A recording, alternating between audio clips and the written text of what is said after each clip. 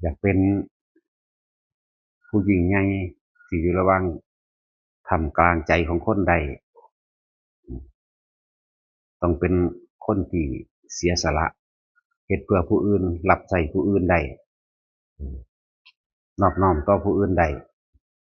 แต่จังว่าอยากนั่งอยู่กลางใจคนใดนั่นน่ะต้องเป็นคนเสียสละบ่แม่นเห็นแก่ตัวเขาสิเคารพนับถือเฮาโดยบ่ได้ใช้อาวุธโดยบ่ได้บังคับโดยบ่ต้องใช้อำนาจใดๆมีแต่ความเห็นอกเห็นใจเข้าใจซึ่งกันและกันและทำประโยชน์ต่อผู้อื่นเท่านั้นจะมีต่างหากที่สามารถอยู่ระหว่างการใจของคนใดว่าทำเพื่อตนเองบ่มีผู้ใดจดจำแต่ว่าทำเพื่อผู้อื่นนั่นจดจำตราบเข้าสู่พระนิพพานนั่นแหละเป็นสั้นผู้ที่ยิ่งใหญ่ที่สุดนั่นนะก็คือ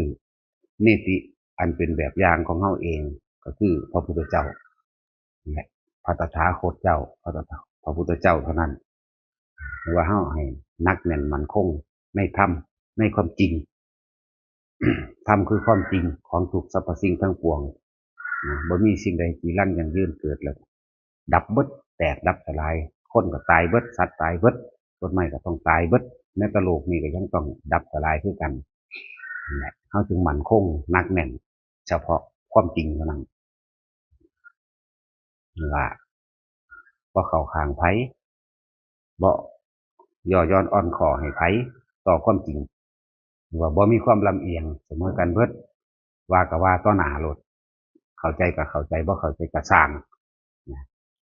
เนาะยายเจียวนั่นแหละพระพุทธเจ้าเฮาเกิดมานี่มากมายหลายพระองค์แล้วแต่ว่าพระพุทธเจ้าเฮาน่ะเป็นแต่เพียงแต่บอกทางเท่านั้นเด้หนทางแห่งความเป็นเช่นนั้นเองที่เรียกว่าพระตถาตาคำว่าเป็นเช่นนั้นเองก็คือมันบ่เป็นอย่างอื่นเลยมันสิเป็นไปตามที่มันเป็นคือความจริงที่มันเป็นคือ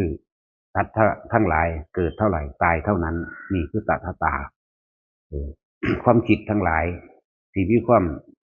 ไหลไปคิดไปถึงบุคคลที่รักและสัตว์ที่รักสิ่งของที่รักย่อมก่อเกิดความทุกข์ย่อมก่อเกิดภพย่อมก่อเกิดอารมณ์ความรู้สึกในความยินดีในความพอใจนี่มันเป็นแบบนี้มีเอิญว่าตถาตาของใจของความคิดเฮาคิดถึงบุคคลที่รักห่วงกังวลวางอนาคตไว้ให้เราร้อนย่านตั้งแต่เขาบ่เป็นแบบนั้นแบบนี้ย่านตั้งแต่เขาบ่ดีแต่ว่าบ่ได้คิดถึงว่าถ้าเขาบ่กระทำของเขาเองเขาก็บ่พ้นของเขาเองคือทุกข์ลืมคิดว่าเจ้าของเองก็ต้องตายมันก็เลยความคิดทั้งหลายจึงก่อเกิดอารมณ์ความรู้สึกในความพอใจมั่งบ่พอใจมั่งภพทั้งหลายก็เลยเกิดขึ้นภายในใจของเฮาในขณะที่มีชีวิตอยู่นี่แหละเวียนว่ายหมุนไปหมุนมาเกิดดับเกิดดับคำว่าเกิดดับเกิดดับคือความคิดก็เกิดดับภพก็เกิดดับบ่แม่นตายแล้วจังไปเกิดไปดับเกิดดับอยู่เดียวนี้แต่ว่าสำคัญที่ตายตอนอารมณ์ใดตัวนี้ตั้งหากเป็นที่ไปของหมูสัตว์พวกเฮานี่แหละสัตว์เลยความคิดของเฮาไปเกาะติดถึงบุคคลที่เฮาหักสัตว์ที่หักก็เลี้ยงหมาก็คิดถึงหมาปรุงแต่งไปกับหมาเกิดอารมณ์ความรู้สึกพอใจในหมาหรือยินดีในหมาหรือว่าพอใจในหมาว่าหมามันป่วยหมามันจอยหมามันเฒ่าหมามันมีเห็บมันมีมัดจังสิเกิดความบ่พอใจเลยกูสิหายานั่นไปสีดบ่ขาบ่นั่นนี่บ่ห้าระวังทำการตายในใจขาดในขณะนั้นแต่ของก็สิไปเป็นสัตว์เดรัจฉานดิมันไปธรรมดาดิดีบ่ดีมันเวียงเข้าสู่นรกก่อนมันบ่แม่นแค่สัตว์เดรัจฉานดิมันมีมากกว่านั้นอยู่เนี่ยแต่ว่าเขาบอกข่าวไว้เป็นห่วงบุคคลที่รักลูกหลานวางแผนการและอนาคตไว้อยากให้มันเป็นจังซั่นอยากให้มันเป็นจังซี่ถ้ามันเฮ็ดไปได้ดังที่เจ้าของยึดมั่นถือมั่นตามที่ความพอใจเอาไว้ได้ก็ดีใจนะถ้าตายตอนที่ดีใจว่าลูกหลานจังซั่นก็ไปเป็นเดรัจฉานดิมันธรรมดาดิเออถ้าเกิดความบ่พอใจในลูกเต่าเราหลานที่วางไว้มันบ่เฮ็ดนำศูนย์ให้มันแบบนั้นถ้าตายในขณะนั้นอารมณ์จิตในขณะนั้น นรกเลยเด้นี่แหมถ้าเฮาบ่อยากเวียนว่ายตายเกิดถ้าเฮาบ่อยากถ้าเฮาบ่อยากมาข้องแวะผูกพันเกี่ยวพันอาลัยผูกพันกันอิหยังอยู่ในนี่พยายามอยู่กับตนเองเนี่ยและจังว่าเพิ่นได้แต่เป็นเพียงผู้แนะนำส่วนการกระทำเขาก็ต้องทำของเขาเองเด้การกระทำนี่หมายเอาทั้งใจนั่นแหละเป็นใหญ่ก่อนเอาทั้งความคิดเป็นใหญ่ทุกอย่างเกิดจากความคิดเบิดนี่แหละเออ ความคิดนี่หาหม้องสุดบ่ได้เด้ไวเร็วเออคาดบ่ถึงนั่นแหละถ้าเฮาพยายามอยู่กับตัวเองโดยอาศัยสิ่งใดสิ่งหนึ่งเป็นเครื่องอยู่เอิ้นว่าวิหารธรรมโดยภาษาธรรมว่าวิหารธรรมเอาสิ่งใดสิ่งหนึ่งเป็นเครื่องอยู่เอาลมหายใจรู้ลมหายใจเข้าออกเป็นเครื่องอยู่มั่งอยู่ในอาการปีติจุดอนุโลมมั่งอยู่ในความอิ่มความปราโมทย์ความจิตที่บ่ทันได้มีสิ่งใดกระทบกระทั่งแต่ว่าเอาจิตสู่จิตก็คือเฝ้าสังเกตความคิดของเจ้าของบ่ให้มันคิดไปแต่อาศัยโดยกายเนื่องอยู่กับลมมั่งโดยอาศัยโดยความรู้สึกแห่งกายมั่งเนื่องอยู่กับอาการปิติมั่งเนื่องอยู่แค่นี้เนี่ยภพชาติมันสิบ่เกิดเด้นี่แหละมันเป็นของมันแบบนี้มีตถาตาอันหนึ่งความเป็นเช่นนั้นเองเพราะว่าหยังความคิดของเฮาบ่ไปติดในบุคคลสัตว์สิ่งของสร้างอารมณ์บ่ได้อันนี้มันอยู่กับตนเองอยู่กับลมมั่งอยู่กับความรู้สึกแห่งตนมั่งอยู่กับอาการปริติปราโมทย์แห่งตนมั่งเกิดบ่ได้แต่จังสิหมายถึงภพเกิดบ่ได้นะแต่เฮาตายในตอนที่เฮาอยู่แบบลักษณะนี้จุดอย่างน้อยๆเฮาก็ต้องเป็นพรหมดีบ่ดีก็ยิ่งประเภทว่าฟังธรรมไปเรื่อยๆฟังธรรมไปฟังธรรมไปอยู่กับลมหายใจมั่งอยู่กับอุณโลมมั่งอยู่กับความปรีติปราโมทย์มั่งคือความจะไว้สุดในนามกายเกิดความลึกซึ้งเข้าถึงความสงบเย็นของเจ้าของพอดีตายใจขาดเป็นอรหันต์เลยบ่กลับมาเกิดมายุ่งกับเกี่ยวกับไผเลยแล้วเฮาจึงฝึกหัดตนเองเนี่ยหนทางเมื่อสัตว์ทั้งหลายฮู้แล้วว่าจิตความคิดนี่เป็นไงเฮ็ดให้เจ้าของเกิดเองเจ้าของได้นำเจ้าของเกิดเองก็ฮู้แล้วเมื่อมีความเกิดขึ้นของหมู่สัตว์ทั้งหลายเมื่อมีความเกิดขึ้นของเฮาเองก็ต้องมีความบ่เกิดได้คือกันเพิ่นก็บอกวิธีแนวทางแล้ววิธีทำเพื่อความบ่เกิดกับเป็นวิธีที่บ่ได้ยากกับเป็นวิธีที่บ่ต้องไปอาศัยสิ่งใดอีกกับเป็นวิธีที่ต้องอาศัยแค่สติของเองสติคือคำนึกถึงลมหายใจเข้านึกถึงลมหายใจออกบ่ได้ไปอาศัยผู้อื่นเลยเด้ตัวเองล้วนๆนี่เห็นบ่ล่ะเจ้าของก็ยังเกิดมาเองโดยลำพังเจ้าของเองคิดเอาเองวาดฝันยึดมั่นถือมั่นอารมณ์ความรู้สึกเจ้าของเอาเองมาเกิดก็มาเกิดเอาเองเมื่อสิบ่เกิดก็ต้องบ่เกิดเอาเองคือกันเด้นี่แหละจังว่าพวกเฮาทำให้บ่อยทำให้มากทำให้ชินอยู่ในสถานะใดก็ตามอยู่ในความอาการใดก็ตามยืนเดินนอนนั่งทำการทำงานได้ทั้งเบิดเลยเนี่ยเพราะว่ามันอยู่กับตนเองก็ฮู้แล้วว่าความคิดเป็นไงความคิดพาเกิดแต่หยุดคิดได้มันก็บ่เกิดนี่แหละจังว่าเป็นหยังคือยังพาพวกเฮาเฮ็ดสิ่งนั้นสิ่งนี้เพื่อผู้อื่นมั่งให้รู้จักเสียสละความเห็นแก่ตัวให้รู้จักเสียสละอารมณ์ความจริงมันให้มันความจริงจริงๆเลยถึงขึ้นมันเลยนั่นน่ะก็คือให้รู้จักเสียสละอารมณ์ความรู้สึกที่ยินดีพอใจอันนั้นของกูอันนี้ของกูนั่นของกูเฮ็ดนั่นเฮ็ดนี่มามันเมื่อยแบบนั้นแบบนี้แล้วก็เข้าใจว่ากูเมื่อยแต่กูสิเฮ็ดไปหยังนี่มันเฮ็ดเพื่อตนเองนี่มันยังเกิดอยู่ถ้าเฮาเฮ็ดเพื่อผู้อื่นโดยบ่หวังสิ่งใดตอบแทนอันนั้นแหละบ่มีความเข้าไปยึดมั่นถือมั่นบ่มีอารมณ์ความรู้สึกในความหึงหวงพอใจไว้ยังแล้วแต่และจึงบอกพาเฮ็ดแต่ประโยชน์ผู้อื่นบ่ต้องประโยชน์เจ้าของดอกนั่นแหละครับบ่ซั่นมันสิทิ่มเจ้าของบ่ได้เด้ต้องเฮ็ดประโยชน์ผู้อื่นเงินหามาได้ตามตะเก่าแล้วตั้งแต่เฮาบ่เคยได้ยินฟังธรรมนี่เฮาบ่ฮู้จักดอกคำว่าเสียสละบ่ฮู้จักจาคะคำว่าตัดออกจากความเป็นอัตตาตัวตนในความเข้าใจว่าเป็นของเจ้าของเฮาสิบ่ฮู้จักแต่ว่าเอาของให้ผู้นั้นผู้นี้ก็ให้เฉพาะบุคคลที่ยินดีพอใจซึ่งกันและกันคนถ้าเว้าภาษาโลกว่าถูกชะตากันกูจังให้แม่นบ่ล่ะให้ก็เพื่อหวังว่านั่นแหละหมู่สิกลับมาหักตอบหักแทนให้ก็เพื่อหวังว่าสิได้สิ่งตอบแทนอย่างใดอย่างหนึ่งมันเป็นจังซี่แต่ว่าเฮาทำนี่เฮาเฮ็ดนี่เฮาเฮ็ดเพื่อบุคคลทั่วไปเลยบ่ฮู้จักเขา บ่จักไผบ่มีอิหยังกันล่ะบ่มีอิหยังกันมาก่อนแต่ว่าเฮ็ดให้เฮ็ดได้เฮ็ดเพื่อใดเฮ็ดโดยบ่ได้หวังสิ่งใดตอบแทนพร้อมมันก็สบายใจตัวมันบ่เข้าไปยึดแหมมันปล่อยมันว่างเลยเด้อนั่นมันบ่ได้เข้าไปยึดอันนั้นก็ของกูนี่ของกูบัดนี้คนที่เขาเข้ามาจังซี่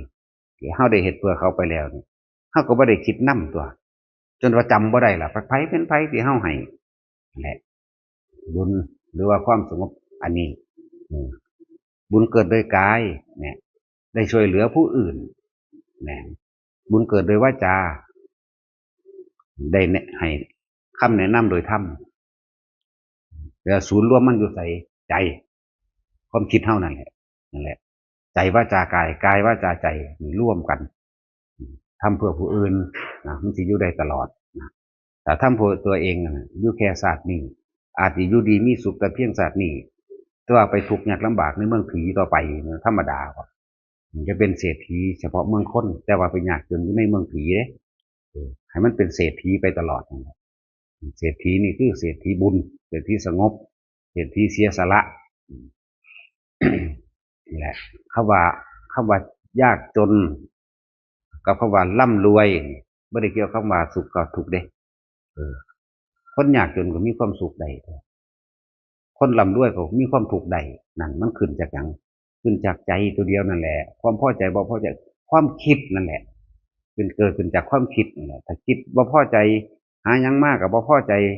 บ่หูจักคำว่าพ่อบ่หูจักคำว่าโปร่งว่าว่างมันก็ทุกข์ยุ่งสั้นตลอด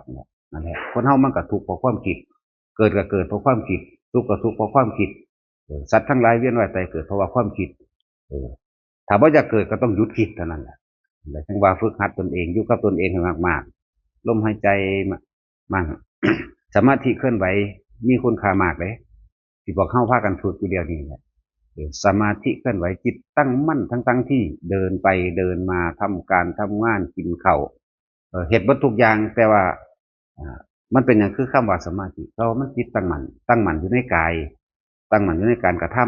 ำสติรู้เฉพาะหน้าในการงานบ่แม่นทำงานอันนี้หรือกินข้าวอยู่นี่แต่ว่ายังคิดถึงผู้อื่นอันนี้บ่ได้เอิ้นว่าเป็นผู้มีสติระลึกรู้อยู่ในตนเด้บ่แม่นสติรู้ในปัจจุบันได้อันนี้แต่ของกินข้าวงับๆอยู่นี่แต่ว่ายังคิดถึงผู้นั้นคิดถึงผู้นี้เป็นแบบนั้นเป็นแบบนี้บุคคลสัตว์สิ่งของดินฟ้าอากาศแล้วก็เกิดอารมณ์นั้นๆนี่ปุ๊บๆพับๆอยู่นี่บ่ฮู้เด้นี่แหละจังว่าคำว่าสมาธิเกินไปนั่นบ่แม่นว่าแต่มันขึ้นอยู่กับความคิดของเฮาเองความคิดของเฮานี่จออยู่ในเฉพาะหน้านี่เฮากินข้าวก็คือกินข้าวก็อยู่ในกินข้าวพิจารณาเบิ่งในนี่ปลานี่มีก้างบ่กระดูกบ่อันนั้นบ่อันนี้บ่นี่เพชรอันนี้แบบนั้นแบบนี้บ่นี่ไหมคำว่าสติมันอยู่ตรงหน้านี่เด้มันบ่แม่นว่ากินข้าวแต่ว่าพูนคิดฮอดลูกหลานอยู่พุ่นคิดฮอดหน้าคิดฮอดงัวควายคิดฮอดสัตว์เลี้ยงอันนั้นบ่เอิ้นว่าสตินั่นแหละก็ฮู้มันแล้วก็ทำความลึกซึ้งมันเข้าใจในตนเองซะเฮาสุขหรือเฮาทุกข์ก็เพราะว่าความคิดของเฮาเนาะเห็นไหมสัตว์ทั้งหลายเวียนว่ายตายเกิดเพราะว่าเฮาไปคิดถึงผู้นั้นผู้นี้ก็เกิดอารมณ์ความรู้สึกพอใจมั่งบ่พอใจมั่งโอ้มันเป็นแบบนี้นี่เองก็เข้าใจจ้ะเข้าใจแล้วก็คอยดึงความคิดนั่นให้มันมาอยู่ในลมมั่งอยู่ในกายการเคลื่อนไหวทำการทำงานมั่งนี่นะสมาธิเคลื่อนไหวจึงมีคุณค่ามากเด้อมันสิจดจ่ออยู่ได้ตลอดถ้าเก่าเฮากันไปเข้าใจแต่ว่ามันต้องเป็นท่วงท่าลีลามันต้องเป็นเวลามันต้องใส่สุดขาวมันต้องสมาทานศีลมันต้องมีดอกไม้มีขันมีนั่นมีนี่จริงๆบ่มีเลยแต่คิดเบิ่งในตอนมันโมโหนี่ไหมมันคือบ่ได้มีขันมันคือบ่ได้ใส่สุดมันคือบ่ต้องสมาทานหยังก็ได้มันคือคิดไปเลยได้โลดพุบขึ้นศูนย์ขึ้นโลดนั่นแหละจังซั่นนั่นแหละในเมื่อเฮาฮู้เคล็ดลับมันแล้วมึงกูต้องอยู่ที่จิตสติกำกับจิตหรือจิตได้จิตเฝ้าระวังความคิดของเจ้าของเองมันสิไปไสเฮ็ดไปจนเท่าตายนั่นแหละถ้ามันบ่มีเครื่องอยู่เครื่องเกาะลมก่อนเกาะความรู้สึกเจ้าของมั่งแล้วก็เฝ้าสังเกตตัวเองในความคิดเจ้าของเองนั่นแหละแต่ว่ามันบ่ไปไสดอกแต่เฮาเฮ็ดอยู่จังซี่ตลอดพบก็ถูกตัดสั่นลงความคิดนั่นแหละก็พบก็เลยก็เกิดอารมณ์ก็อารมณ์นั่นแหละคือพบ เกิดตอนที่เฮาเป็นนี่ดิบ่แม่นเกิดตอนตายแล้วไปดิอันนั้นเป็นคติแล้วเป็นทางไปแล้ว เออ อยู่ในคติห่างล่ะคนไปเวียนว่ายตายเกิดคติแปลว่าทางไป อันเกิดจากความคิดความคิดทำให้โกรธคตินั่นก็ไปสู่นิรยคติเรียกว่านรกคติทั้งไปอันความเกิดจากความคิดอยากได้นั่นอยากได้นี่ตายในอารมณ์ความรู้สึกมีความอยากได้นั่นแหละเป็นเปรตคตินะคติอันความหลงมั่วเมาอยู่ในทรัพย์สมบัติยศถาบรรดาศักดิ์ลาภยศคติอันนี้เป็นเดรัจฉานคติเนี่ยคติอันนึงกับคติคนเนี่ยมนุษย์คติอีกอันที่ห้าเนี่ยก็คือเทวดาก็เกิดคือเก่าเกิดเป็นยังกับถูกแมงคือเก่าหรอเข้าใจว่าล่ะ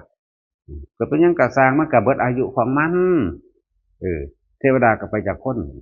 นี่ยังล่ะเวียนว่ายตายเกิดอยู่เพราะทางนี้ถ้าบ่อยากเวียนว่ายตายเกิดเฝ้าระวังความคิดเจ้าของเอาจ้ะมันไปเนาะไปคิดถึงผู้นั้นผู้นี้อีกแล้วเนาะแต่หูท่านมันอารมณ์ความรู้สึกเป็นแบบนี้เลื่อนวัตถุพอใจเลื่อนวัตถุถ้าตราบใดยังมีความยินดีพอใจสุขและทุกข์ก็มีความเกิดอยู่หันแหละต้องพยายามทำเข้าถึงความว่างความที่บ่มีอารมณ์ให้ได้พอใจกับบ่พอใจกล้ากับบ่มีกลัวกับบ่มีตัวนี้ต่างหากถึงบอกว่าทุกคนมีหลักของเจ้าของเองสติปัฏฐานสี่กายเวทนาจิตธรรมก็แนะนำกันอยู่ตลอดนี่แหละจังว่ามันเฮ็ดให้กันบ่ได้แต่เฮ็ดให้ได้อยู่นี่บ่มีผู้ใดอยู่ฟาดขึ้นเบิดล่ะบ่มีผู้ใดทุกข์อย่างคนเลยอยู่นี่นะพอ